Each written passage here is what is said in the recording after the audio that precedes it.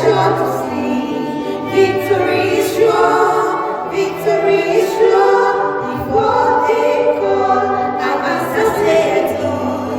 Victory is sure in the Lord.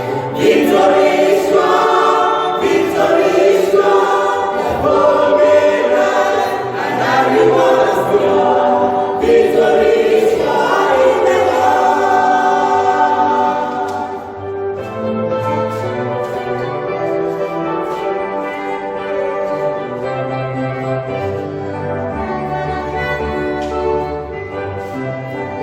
Ibi kan wà ní Jésù Olùgbàlà, ìṣẹ́gun dájú, ìṣẹ́gun dájú, bàbá balẹ̀ nígbà kan lọ́rọ̀ rẹ̀, ìṣẹ́gun dájú lÓlúwa.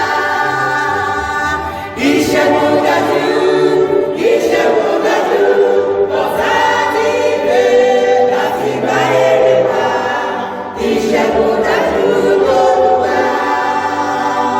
Ìlú mọ̀ pé Ọlọ́run kì í kùnà, ìṣẹ́gun dájú, ìṣẹ́gun dájú, nínú ìjì tàbí rírí ayé, ìṣẹ́gun dájú lÓlúwa. Ìṣẹ́gun dájú, ìṣẹ́gun dájú, ọ̀tá ti dé láti gba èrè wá, ìṣẹ́gun dájú lÓlúwa. Ìṣẹ́gun ọjọ́ ọ̀la yóò ti rí, ìṣẹ́gun dájú, ìṣẹ́gun dájú, kí tó gbàdúrà Ọlọ́run wá ti sí, ìṣẹ́gun dájú lÓlúwa. Ìṣẹ́gun dájú, ìṣẹ́gun dájú, ọ̀tá ti dé láti gba èrè wá, ìṣẹ́gun dájú lÓlúwa.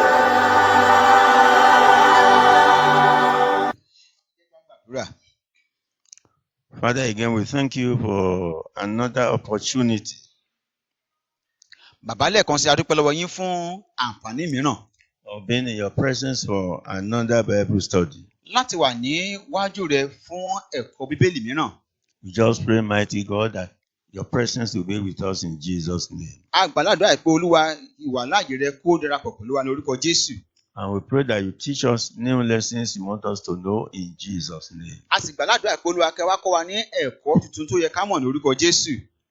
We thank you because for the life of Saul, you have been bringing us to know that you are no respecter of any person, whatever the position they may be in the world. A dúpẹ́ lọ́wọ́ yín nítorí pé nínú ẹ̀kọ́ tí à ń wò pàápàá nípa ìgbé ayé Sọ́ọ̀lù, èyí jẹ́ kó di mímọ̀ fún ẹ pé ẹ kò bo ọlá fún ẹnikẹ́ni lábẹ́ bó ti wù kí ó rí nínú ayé yìí. And so therefore, as we are all equal before your presence, I pray, as you love us, may we continue to seek you so that more love will be given to us in Jesus' name. Nítorí náà Olúwa wa ń gbàládùá pé àti wá wà níwájú rẹ báyìí, a bẹ̀bẹ̀ bí kẹ́ jọ̀wọ́ kẹ́ túbọ̀ ràn wá lọ́wọ́ kí àwa bá lè wà ní ipò tó yẹ ká wà níwájú rẹ ní orúkọ Jésù. In Jesus' name we pray. Ní orúkọ Jésù ni a ti gba àdúrà. We are moving from study 130 to study 131. À ń lọ kúrò nínú ẹ̀kọ́ àádóje lọ sí ẹ̀kọ́ ìkọkànléní àádóje. And we are reading from 1 Samuel 28, verses 15 to 20. A sì ń kà láti inú Bíbélì nínú ìkíni Sámúẹ́lì orí kejìdínlọ́gbọ̀n ẹsẹ̀ karùndínlógún títí dé ẹsẹ̀ ogún. But before we go into the study, we need to look at the life of Saul. Ṣùgbọ́n kó tó di pé a lọ sínú ẹ̀kọ́ náà, ó yẹ kí a gbé ìgbé ayé Sọ́ọ̀lù wò. God instructed Saul to do his will, he disobeyed. Ọlọ́run pa àṣẹ fún Sọ́ọ̀lù láti ṣe ìfẹ́ Ọlọ́run ṣùgbọ́n ó kọtí ọ̀gbọ́n sí i. Samuel also taught him the way to please God, he disobeyed. Sámúẹ́lì bákan náà ẹ̀wẹ̀, ó kọ́ ní ọ̀nà Ọlọ́run ní ọ̀nà tí yóò gbà ṣùgbọ́n ó ṣe àìgbọ́ràn. As a result of this, God decided to choose another king in the person of David. Lórí èyí, Ọlọ́run wá ṣe ìpinnu láti yan ẹlòmíràn ẹni náà ni orúkọ rẹ̀ á máa jẹ́ Dáfídì. Saul decided to pursue David in order to kill him. Sọ́ọ̀lù gbé ìgbésẹ̀ láti máa lépa àti pa Dáfídì. Because the Spirit of God had left him. Torí kíni? Torí pé ẹ̀mí Ọlọ́run ti dágbére sílẹ̀ fún un. David left and ran into another king in the land of Philistine. Dáfídì ó sá nípa sísá àsálà fún ẹ̀mí rẹ̀, ó sá lọ kúrò láti lọ bá ọba mìíràn ní ilẹ̀ Philistine. Samuel had died. Sámúẹ́lì sì ti kú. Then Saul decided to seek the face of God either by Urim or Thummim or by prophets. He didn't see any way out.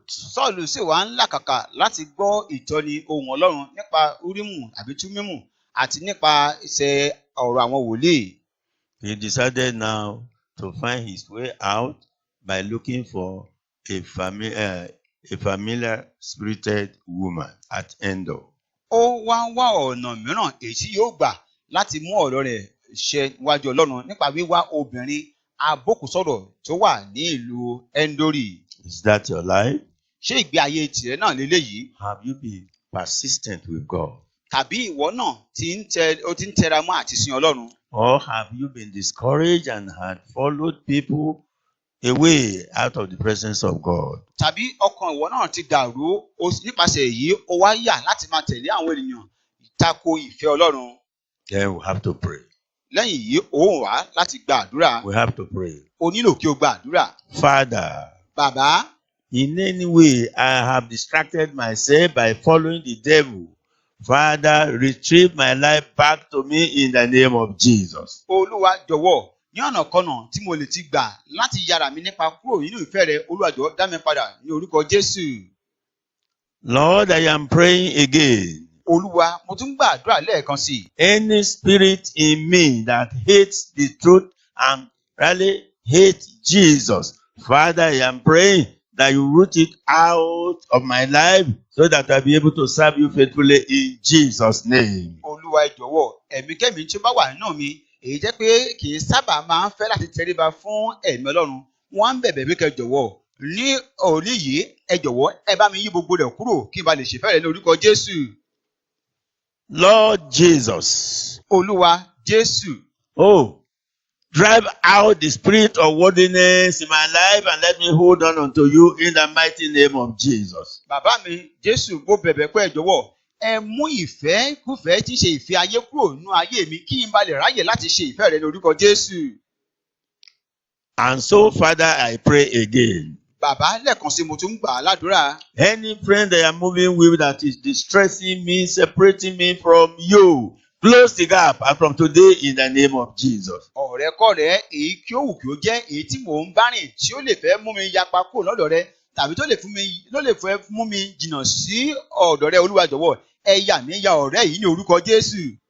Father, Bàbá, heaven is my goal. Ọ̀run ní ìlépa mi. I want to get to heaven at last. Mo fẹ́ dé ọ̀run rere ní ọ̀rẹ̀yìn. All worldliness and love of the things in the world and all friendship that will dethrone me from your presence, separate me from them in the name of Jesus. Olúwa, ẹ jọ̀wọ́ ẹ pa ààlà ẹ yà mí nípa kúrò ní gbogbo tí ń ṣe ìfẹ́kúfẹ̀ẹ́ àti ìfẹ́ ayé èyí jẹ́ kó lè dí mi lọ́wọ́ ẹ yà mí ya àwọn nǹkan wọ̀nyí ní orúkọ Jésù.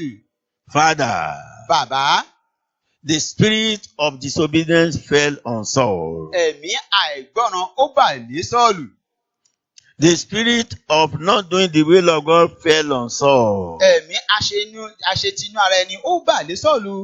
And the evil spirit came upon him and he hated Samuel. Or rather, David. Ẹ̀mí búburú sì bà lé nípasẹ̀ èyí ó wá ń ṣe tako ìmọ̀ràn Sámúẹ́lì.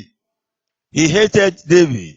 Ó kórìíra Dáfídì. So therefore I am praying, Lord. Nítorí náà Olúwa mò ń gbà ládùúrà. Every spirit Gbogbo ẹ̀mí. going contrary to your will in my life, Èyí tó ń ṣe tako ìfẹ́ Ọlọ́run nínú ayé mi. drive them out in the mighty name of Jesus. Ẹ lé gbogbo wọn jáde nípa orúkọ ńlá ti Jésù. In Jesus' name we pray. Ní orúkọ Jésù ni mo ti gbàdúrà.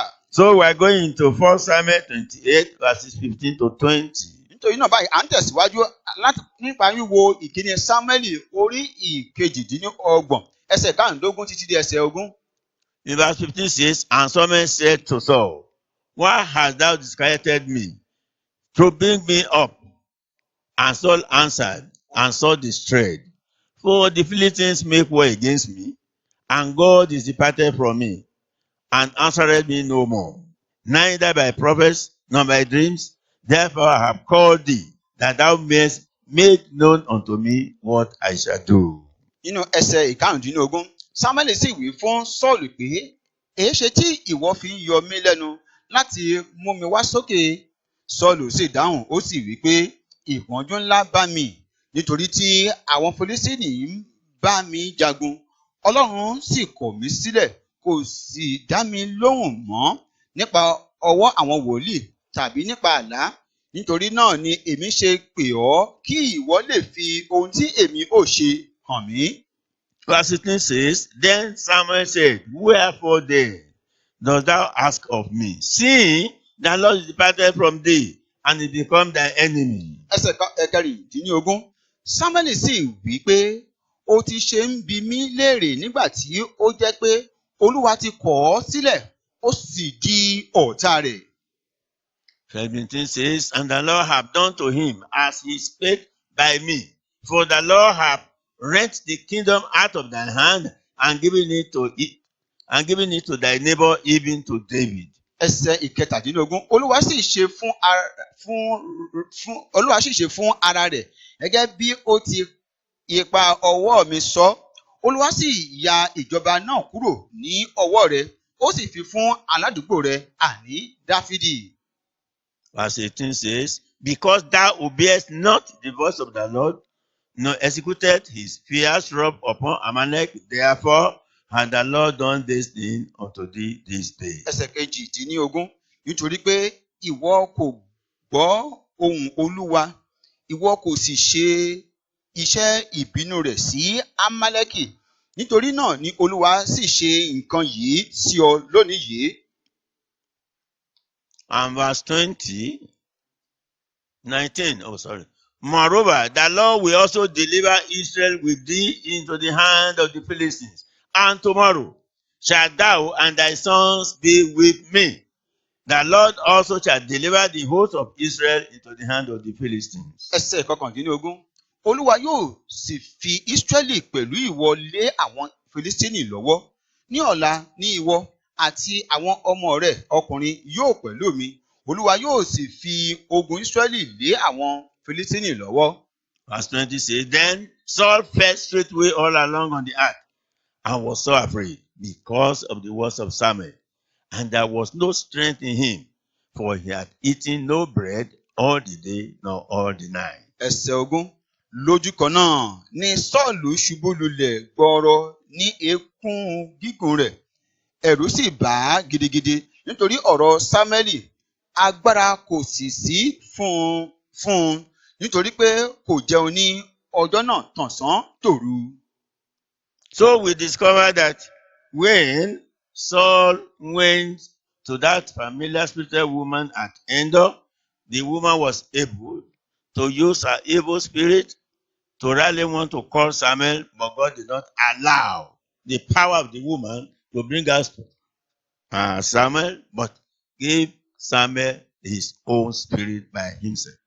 Nítorí náà nígbà tí Sọ́ọ̀lù tọ̀ obìnrin yìí lọ láti lọ wádìí ohun tí yóò ṣe pàápàá kó ba lè bá Sámúẹ́lì sọ̀rọ̀, Ọlọ́run kò gba obìnrin abókùsọ̀rọ̀ rẹ̀ láàyè láti fi agbára abókùsọ̀rọ̀ rẹ̀ láti fi gbé ẹ̀mí Sámúẹ́lì jáde, ṣùgbọ́n Ọlọ́run ṣe èyí tí ó yẹ kí ó ṣe fún wọn. So we can see from where we have read that at last God granted the desire of Saul by miraculously clothing Samuel's spirit in his old form. Ọlọ́run wá mú ìbéèrè Sọ́ọ̀lù ṣẹ lọ́nà ìyanu nípa wíwọ ẹ̀mí Sọ́ọ̀lù gẹ́gẹ́ bí ìgbà ayé rẹ̀ àtijọ́.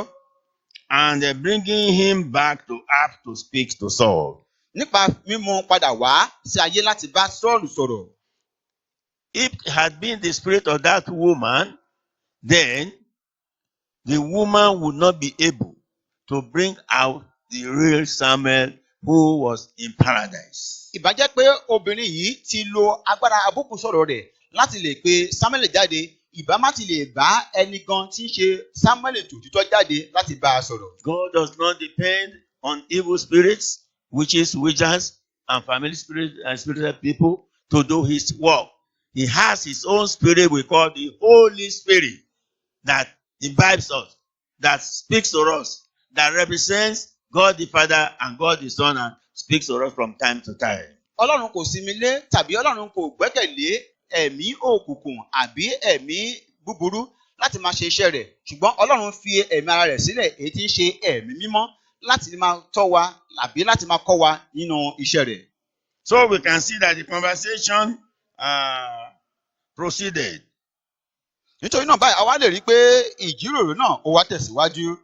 Directly between Samuel and Saul without any further employment of the woman's impersonating demon. Èyí tí ó tẹ̀síwájú láàrin Sámúẹ́lì àti Sọ́ọ̀lù láì nílò ìrànlọ́wọ́ ẹ̀mí dèmónì ti obìnrin náà tó gbé wọ̀. The woman had nothing even to do with the discussion between Samuel and Saul. Nítorí náà obìnrin yìí kò ní ohunkóhun kan ṣe nípa ìjíròrò tó wà láàrin Sámúẹ́lì àti láàrin Sọ́ọ̀lù.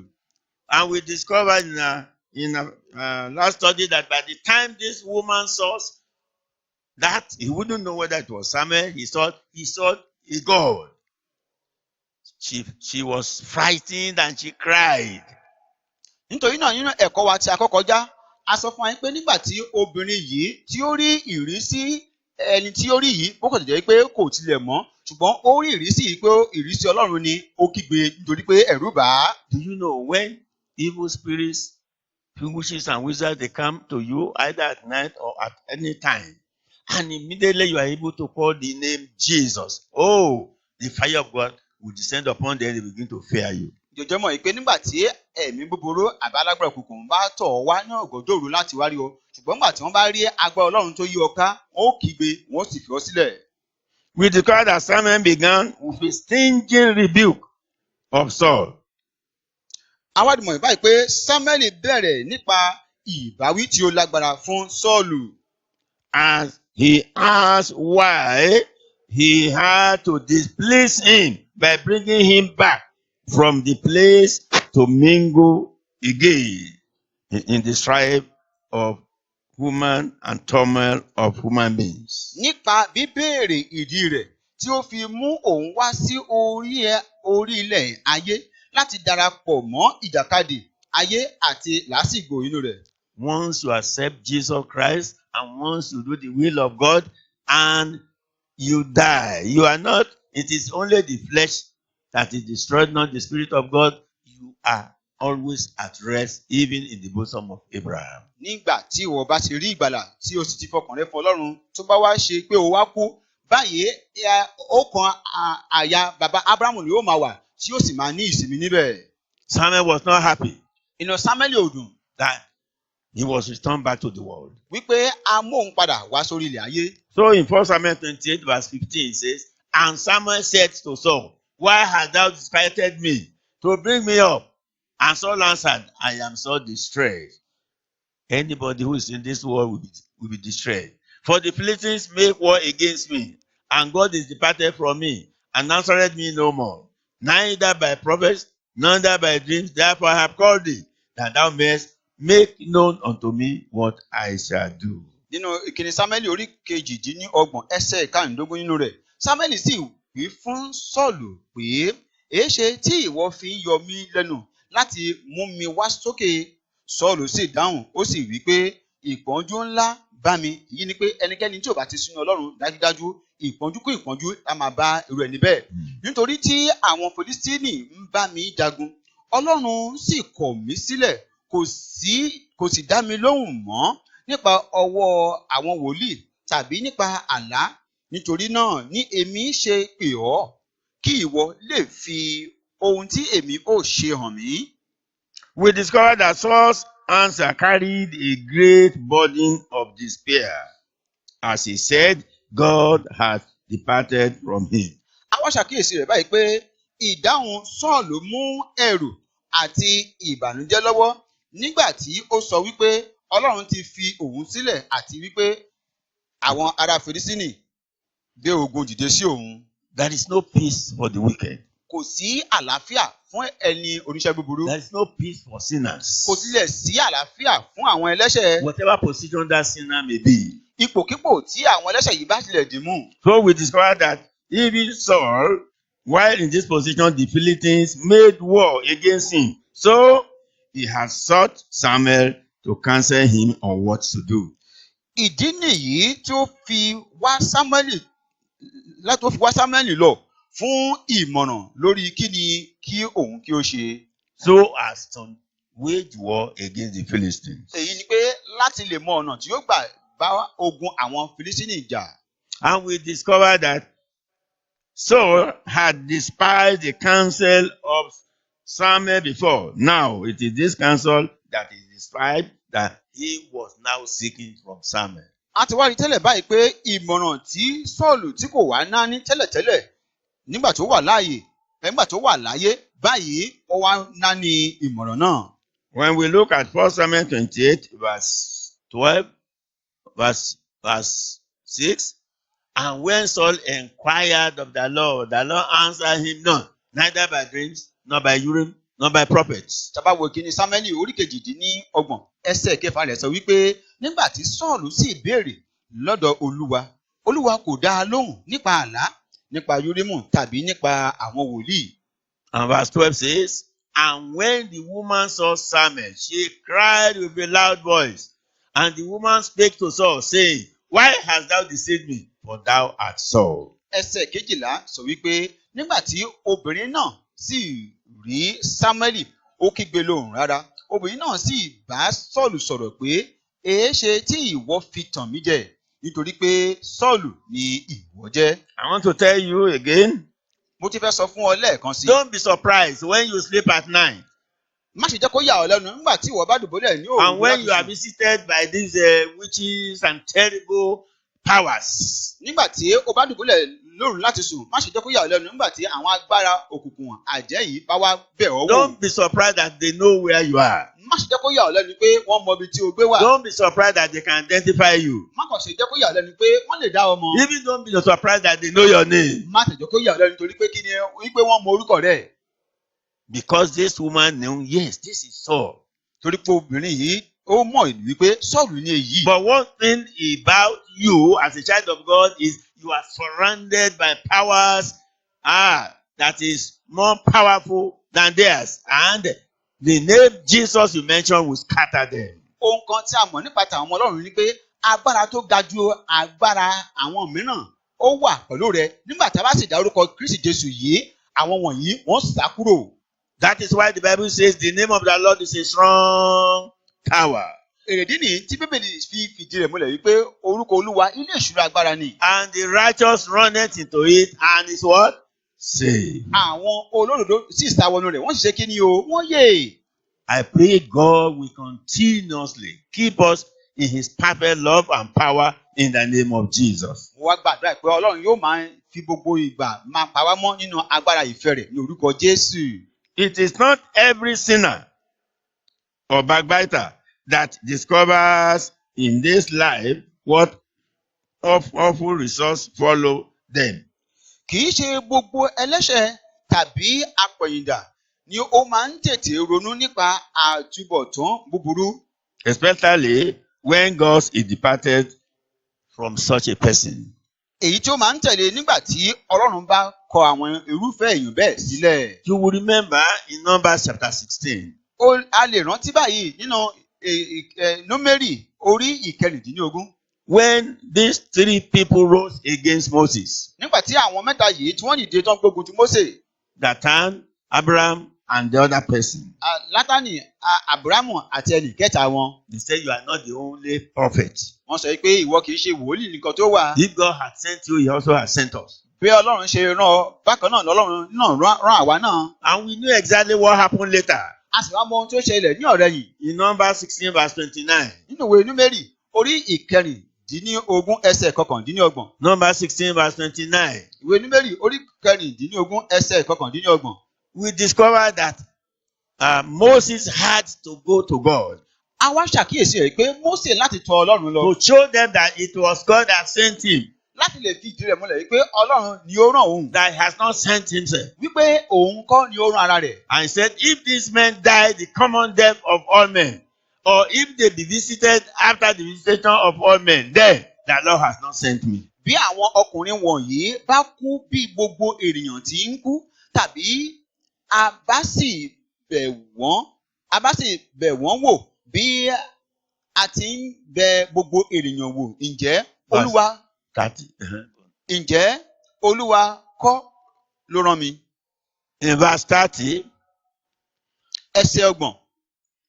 says, but if the Lord make a new thing, and the earth open her mouth, and swallow them up, with all that appertain unto them, and they go down quick into the pit, then ye shall understand that these men have provoked the Lord. Ẹsẹ̀ ọgbọ̀n sọ wípé ṣùgbọ́n bí Olúwa bá ṣe ohun titun, tí ilẹ̀ bá sì la ẹnu rẹ̀, tí ó sì gbé wọn mì pẹ̀lú àwọn gbogbo tí ó jẹ́ tiwọn, tí wọ́n sì sọ̀kalẹ̀ lọ sí ìsà òkú láàyè, nígbà náà ẹ̀yin yóò mọ̀ pé àwọn ọkùnrin wọ̀nyí ti gan Olúwa. We are going to verse 34, now verse 31.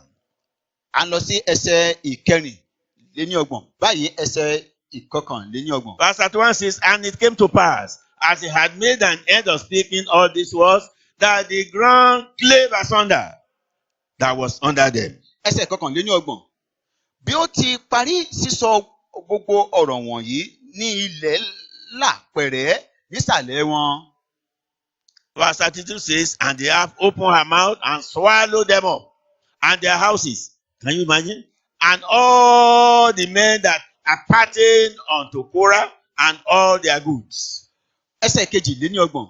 Ilẹ̀ sì ya ẹnu rẹ̀, ó sì gbé wọn mì, àti àwọn ará ilé wọn, àti gbogbo àwọn ènìyàn tí ó jẹ́ ti Kórà, àti gbogbo ẹrù wọn. Verse 33 says, they and all that appertained to them went down alive into the pit, and the earth closed upon them, and they perished from among the congregation. Ẹsẹ̀ kẹtàléníọgbọ̀n sọ wípé àwọn àti ohun gbogbo tí ó jẹ́ tiwọn sọ̀kalẹ̀ lọ láàyè sí ìsà òkú, ilẹ̀ sì pa ẹnu rẹ̀ dé mọ́ wọn, wọ́n sì run kúrò nínú ìjọ. And verse 4 says, 34, and all Israel that were round about them fled at the cry of them, for they said, lest the earth swallow us up. Also. Ẹsẹ̀ ìkẹrìnléníọgbọ̀n.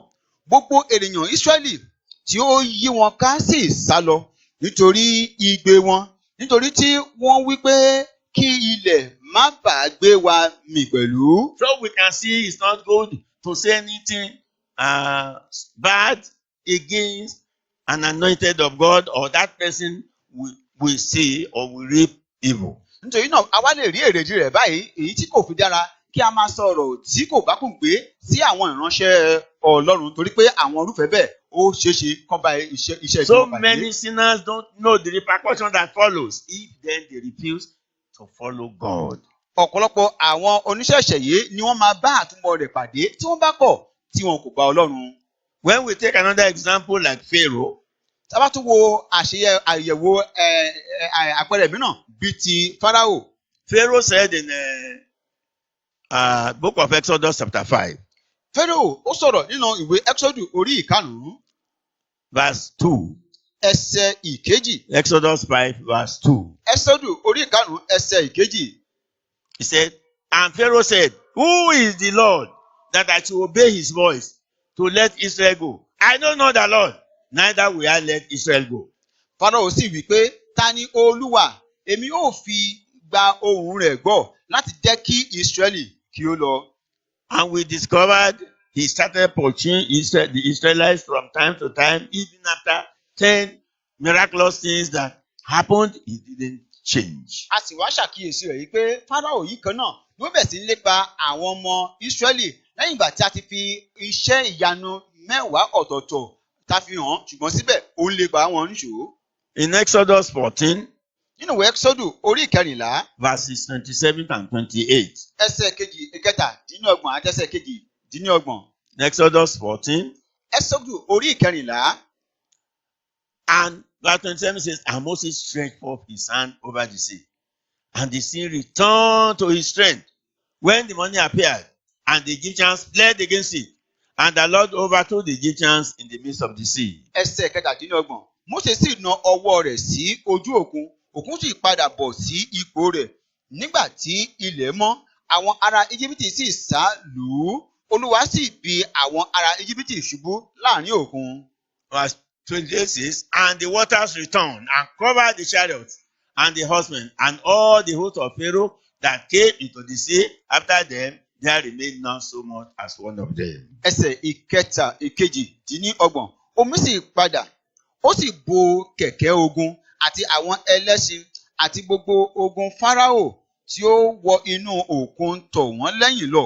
Ọ̀kan ṣoṣo kò kù nínú wọn. What we are saying is, it is not every sinner or backslider that discovers in this life what awful results follow when God is departed from him or her. Ohun tí a ń sọ náà ni wípé kì í ṣe gbogbo ẹlẹ́ṣẹ̀ tàbí àwọn apẹ̀yìndà ni ó máa ń tètè ronú lórí àtúbọ̀tán nípa àtúbọ̀tán búburú ohun tí ó bá ṣẹlẹ̀ sí wọn nígbà tí wọ́n bá ti kọ Ọlọ́run sílẹ̀. These three men didn't know exactly what would happen. Pharaoh didn't know that they would perish. Àwọn èèyàn wọ̀nyí wọn kò mọ ohun gangan pàtó tí yóò ṣẹlẹ̀ ṣùgbọ́n gbogbo àwọn èèyàn rẹ̀ pátá ni ó parun. If this discovery does not dawn on one in this life, it will come on such a one with overwhelming force at the end of life. Tí irú ìrònú yìí kò bá ṣubú lu ọkàn wọn nínú ayé yìí yóò wá pẹ̀lú ipá ní ìkẹyìn ayé. We are going to Luke chapter 16. A ó lọ wo ìwé Lúùkù orí ìkẹrìndínlógún. Verse 23. Ẹsẹ̀ kẹtàléníogún. We are talking about the rich man. À ń sọ nípa ọkùnrin ọlọ́rọ̀. With Lazarus. Àti Lásárù. And the rich man says, and he heard, he lit up his eyes, being in torment, and sees Abraham afar off, and Lazarus in his bosom. Ní ìsà òkú nínú oró ni ó gbé ojú rẹ̀ sókè tí ó rí Ábúráhámù ní òkèèrè àti Lásárù ní ọ̀kan àyà rẹ̀. And verse 24 says, and he cried, that is the rich man, and said, Father Abraham, have mercy on me, and send Lazarus that he may dip the tip of his finger in water and cool my tongue, for I am tormented in this flame. Ẹsẹ̀ ìkẹrìnléníogún, ó sì wí pé, Bàbá Ábúráhámù ṣàánú fún mi, kí o sì rán Lásárù kí ó tẹ orí ìka rẹ̀ bọ omi, kí ó sì fi tù mí ní ahọ́n, nítorí èmi ń joró nínú ọ̀wọ́ iná yìí. I am praying you will not go to hell in Jesus' name. Mo gbà ládùúrà pé o ò ní lọ sọ́run àpáàdì ní orúkọ Jésù. This is the abode of unbelievers. Ibí yìí ni ibi ìkẹyìn Or any sinner. Tàbí ibi ìkẹyìn àwọn ẹlẹ́ṣẹ̀. I am praying you and me we will not go to hell in the name of Jesus. Mo ń gbà ládùúrà pé àti ìwọ àti èmi a ò ní parí eré ìjọba sọ́run àpáàdì ní orúkọ Jésù. This man didn't want to stay in hell. Ọkùnrin yìí kò fẹ́ dúró ní ọ̀run àpáàdì. He then has to ask Abraham one obligation. Ó wá bẹ bàbá Ábúráhámù ní iṣẹ́ kan. Verse 30 says, and he said, no, Father Abraham, but if one went unto them from the dead, they will repent. Ẹsẹ̀ ọgbọ̀n wa sọ wípé, ó sì wí pé bẹ́ẹ̀ kọ́ Ábúráhámù bàbá, ṣùgbọ́n bí ẹnìkan bá ti inú òkú tọ̀ wọ́n lọ, wọn yóò ronúpìwàdà. But did Jesus not rise after his death? Ṣé Jésù Kristi ò jíǹde lẹ́yìn ìgbà tí ó kú tán? Did he not even show himself even to very many people? And as at now in the world, how many people have received him as Lord and Savior? Ṣé kò á fi ara rẹ̀ hàn sí gbogbo aráyé lẹ́yìn ìgbà tí ó ti kú tán gẹ́gẹ́ bí Olúwa àti Olùgbàlà? Àwọn mélòó ló sì gbà á gẹ́gẹ́ bí Olúwa àti Olùgbàlà? We discovered that what Paul had been doing, some made this discovery too late. Báyìí, a wá ṣàkíyèsí pé ó ti pẹ́ jù kí Sọ́ọ̀lù tó mọ eléyìí. I ask one question, is God still with you? Mo wá ń bọ̀ ní ìbéèrè kan yìí pé ṣé Ọlọ́run ṣì wà pẹ̀lú rẹ bí? Let's read 2 Samuel chapter 5 verse 10. Ẹ jẹ́ ká kà láti inú ìkíni Sámúẹ́lì orí ìkarùn-ún ẹsẹ̀ ìkẹwàá. 2 Samuel 5:10. Ìkejì Sámúẹ́lì orí ìkarùn-ún ẹsẹ̀ ìkẹwàá. And David went on and grew great, and the Lord of hosts was with him. 2 Samuel 5:10. Ẹsẹ̀ ìkẹwàá. Dáfídì sì ń pọ̀ sí i. Olúwa Ọlọ́run àwọn ọmọ ogun sì wà pẹ̀lú rẹ̀. Now, when you walk in the ways of God, God will be with you. Báyìí tí ìwọ bá ń rìn ní ìlànà àti ọ̀nà Ọlọ́run, dájúdájú Ọlọ́run yóò wà pẹ̀lú rẹ̀. When the fear of God rests in you, God will be with you. Ní ìgbà tí ìbẹ̀rù Ọlọ́run bá wà wájú rẹ̀, Ọlọ́run yóò wà pẹ̀lú rẹ̀. When you have time for God, God will be with you. Nígbà tí ìwọ bá ráàyè fún Ọlọ́run, Ọlọ́run yóò wà pẹ̀lú I rẹ̀. pray God will be with all of us in Jesus' name. Mo gbà ládùúrà pé kí Ọlọ́run yóò wà pẹ̀lú gbogbo wa ní orúkọ Jésù. In 2 Chronicles 28, verse 9. Nínú ìkejì Kíróníkà ẹsẹ̀ orí ìkejìdínlọ́gbọ̀n. 2 Chronicles 28, verse 9. Ìkejì Kíróníkà orí ìkejìdínlọ́gbọ̀n ẹsẹ̀ ìkẹsàn-án. But a prophet of the Lord was there, whose name was Oded. And he went out before the host that came to Samaria, and said unto them, Behold, because the Lord God of your fathers was wroth with Judah, he had delivered them into your hand, and ye have slain them in a rage that reacheth up unto heaven. Ẹsẹ̀ kẹsàn-án. Wòlíì Olúwa kan sì wà níbẹ̀. Orúkọ ẹni tí ń jẹ́ Ódẹ́dì. Ó sì jáde lọ pàdé ogun tí ó wá sí Samaria. Ó sì wí fún wọn pé kíyèsí i, nítorí tí Olúwa Ọlọ́run àwọn bàbá yín bínú sí Júdà ni òun ṣe fi wọ́n lé yín lọ́wọ́. Ẹ̀yin sì pa wọ́n ní ìpa òró tí ó dé òkè ọ̀run. Ẹ̀yin sì pa wọ́n ní ìpa oró tí ó dé òkè ọ̀run. God was annoyed with Judah. Inú Ọlọ́run bàjẹ́ sí Júdà. He delivered them to their enemies. Ó sì jọ̀wọ́ wọn lọ́wọ́ fún ọwọ́ àwọn ọ̀tá wọn. I pray God will not be annoyed with you. Mo gbọ́ ládàá pé Ọlọ́run ò ní bínú sí ọ. When God is annoyed with you, you are finished. Tí Ọlọ́run bá bínú sí ọ, ó túmọ̀ sí pé ó parí fún ọ. But in 2 Chronicles chapter 1, verse 1, Ṣùgbọ́n ní ìkejì Kíróníkà orí ìkíní ẹsẹ̀ ìkíní. and Solomon the son of David was strengthened in his kingdom, and the Lord his God was with him, and magnified him exceedingly. A sì mú Sólómọ́nì ọmọ Dáfídì lágbára lórí ìjọba rẹ̀. Olúwa Ọlọ́run rẹ̀ sì wà pẹ̀lú rẹ̀, ó sì gbé e ga gidigidi. This was Solomon. Èyí ni Sólómọ́nì. He started worshiping God. Ó bẹ̀rẹ̀ láti máa sin Ọlọ́run. He started worshiping God. Ó bẹ̀rẹ̀ láti máa sin Ọlọ́run. But we discover as time went on, Ṣùgbọ́n nígbà tí ó tó sáà kan, a wá ṣàkíyèsí rẹ̀ wípé David became older. Or Dáfídì rather, Solomon. Sólómọ́nì, a wá ṣàkíyèsí rẹ̀ wípé ó ti wá dàgbà ní ọjọ́ And what orí. happened? Kí ló tó wá ṣẹlẹ̀? He started building idols for the strange wives, and his spirit departed from God. Ohun tó wá sì ń ṣe náà ni pé ó wá ń gbé àwọn òrìṣà kalẹ̀ fún àwọn obìnrin àjèjì, ọkàn rẹ̀ sì ń fà kúrò lọ́dọ̀ Ọlọ́run. He didn't serve God anymore. Kò sì wá sin Ọlọ́run mọ́. And what did God say? Kí wá sì ní Ọlọ́run ṣe? And God told him, Solomon, Ọlọ́run wá sọ pé Sólómọ́nì, I have warned you. mo ti kìlọ̀ fún ọ. Since you have decided to forsake me, I am forsaking you. Ní báyìí o, tí o ti wá ṣe ìpinnu ọkàn rẹ láti gbàgbé mi ní kòríta yìí, èmi náà gbàgbé I ìwọ. just pray. Mo gba àládùúrà. Anything that we want to make us to deny God or go against him, before our death, it is better we die or pray for death so that we get to heaven rather than to go to hell. Mo wá gbà àládùúrà pé tó bá ní ohunkóhun tí ó bá fẹ́ mú wa, tí ó bá fẹ́ tì wá gbọ̀ngbọ̀n láti ṣẹ̀ Ọlọ́run, ṣùgbọ́n mo gbà àládùúrà pé kó tó dẹ̀rí pé ó ṣáájú àkókò yìí, Ọlọ́run fúnra rẹ̀ á ti pèsè ọkàn wa láti bá lọ ní orúkọ Jésù. And I pray God will help us in Jesus' name. Mo sì wá gbà àládùúrà pé Ọlọ́run yóò ràn wá lọ́wọ́ ní orúkọ Jésù. In Romans 8:31, Nínú ìwé Róòmù orí kẹjọ ẹsẹ̀ ìkọkànlélọ́gbọ̀n. listen to what God says and what the Bible says. Tẹ́tí sí ohun tí Ọlọ́run sọ àti pàápàá ohun tí Bíbélì sọ. What shall we then say to these things? If God be for us, who can be against us? Ǹjẹ́ kí ni àwa ó wí nǹkan wọ̀nyí? Bí Ọlọ́run bá wà fún wa, ta ni yóò kọ ojú ìjà sí wa? Why are you afraid of witches and wizards? Kí ni èrèdí tí wọ́n fi ń bẹ̀rù oṣó àti àjẹ́? Why are you afraid of these people? They can't do anything when God is for you. kí ni èrèdí tí wọ́n fi ń bẹ̀rù àwọn òyìn wọ̀nyí wọn kò lè ṣe wọn ní ohunkóhun. The best thing is for you to stay with God. Ohun tó dára jù fún ọ ni pé kó dúró ti The Ọlọ́run. word of God we are reading is God. Ọ̀rọ̀ Ọlọ́run tí à ń kà tìkára rẹ̀ òun náà ni Because Ọlọ́run. the Bible says, from the beginning was the word, and the word was with God, and God was the word. Torí pé Ọlọ́run sọ fún wa pé láti tìkọ́ ṣe ni ọ̀rọ̀ wà.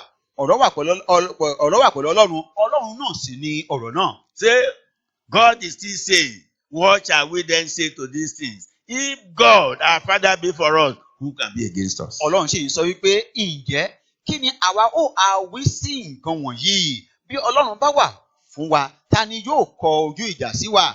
I pray as from today, anybody who rises against you, against God's will, shall perish in Jesus' name. Mo gbàdúrà pé ẹnikẹ́ni tí ó bá dìde sí ọ tàbí tó dìde lòdì sí ọ̀rọ̀ Ọlọ́run, àwọn wọ̀nyí yóò parun lójijì lórúkọ Jésù. Anybody who wants to bring any sickness into your body system, I return it back to such people in Jesus' name. Ẹnikẹ́ni tó bá fẹ́ mú àìsàn wọ inú àgọ́ ara rẹ̀, àníṣe mo dá àìsàn náà padà sí ibi tó ti wá ní orúkọ Jésù. Anybody who says, he's so proud. Is he the only person who loves God? Why? So we continue to speak about wish and wish and wish and wish and wish.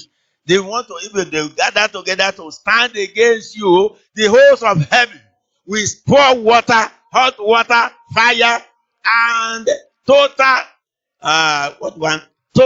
power that is against them upon them in the name of Jesus. Bí ẹnikẹ́ni bá tilẹ̀ sọ pé ó jẹ́ ti pọ̀jù fún, ó jẹ́ ti yín lára, èyí ṣe tí ẹ̀kẹ́ ọ̀ máa ń sọ̀rọ̀ nípa pé oṣù àtàjẹ́, àníṣe tó bá wá ní ẹnikẹ́ni o, tó bá wá kó ara rẹ̀ jọ láti ta ọ nífà tàbí láti ṣe lòdì sí ọ, mo gbàládà pé omi gbígbóná láti ọ̀run wá yóò dàjú àwọn bẹ́ẹ̀ yóò sì pa wọ́n run pátápátá ní orúkọ Jésù. Amen. Àmín. Is your heart perfect with God? Ìjẹ́ ọkàn rẹ ṣó ṣe déédéé pẹ̀lú Ọlọ́run? Cry to God Kígbe sí Ọlọ́run to search your heart. láti lè wá ọkàn rẹ rí. Cry to God Kígbe sí Ọlọ́run to search your heart. kí ó bá lè wá ọkàn rẹ rí. This crying should be always and every day. Igbe kíké yìí yóò máa wà yóò sì máa jẹ́ lójoojúmọ́. It is there and then you can walk along with God. Lẹ́yìn èyí yìí ni ó wà lè lọ àǹfààní láti lè bá Ọlọ́run You rí. know why? Do you know why you need to cry like this every day? Ìjọ jẹ́ mọ èrèdí rẹ̀ tí o ní láti máa kígbe sọ́lọ́run ní gbogbo ọjọ́. Because the Bible says the heart of man is desperately wicked. Torí pé Bíbélì sọ fún ẹ pé ọkàn ọmọ ènìyàn ó burú jáì. Who can know it? Ta ni ẹni tó lè mọ̀? It is God. Ọlọ́run It is nìkan the ni. same God that can cleanse your heart from time to time. Ọlọ́run yìí kan náà ni ó lè máa fọ ọkàn rẹ mọ́ láti gbà dé ìgbà. In 1 Kings chapter 8 verse 61. Nínú ìkíní àwọn ọba orí ìkẹjọ ẹsẹ̀ ìkọkànléní ọgọ́ta. Let your heart therefore be perfect with the Lord our God, to walk in his statutes and to keep his commandments as at this day. Nítorí náà ẹ jẹ́ kí àyà yín ó pé pẹ̀lú Olúwa Ọlọ́run wa láti máa rìn nínú àṣẹ rẹ̀ àti láti pa òfin rẹ̀ mọ́ bí ti òní yìí. This is Solomon talking. Èyí ni Sólómọ́nì tí ó sọ̀rọ̀ níhìn yìí. He said, keep your heart. Ó sọ wípé pa ọkàn rẹ mọ́. Let your heart be perfect. Jẹ́ kí ọkàn rẹ kí ó pé.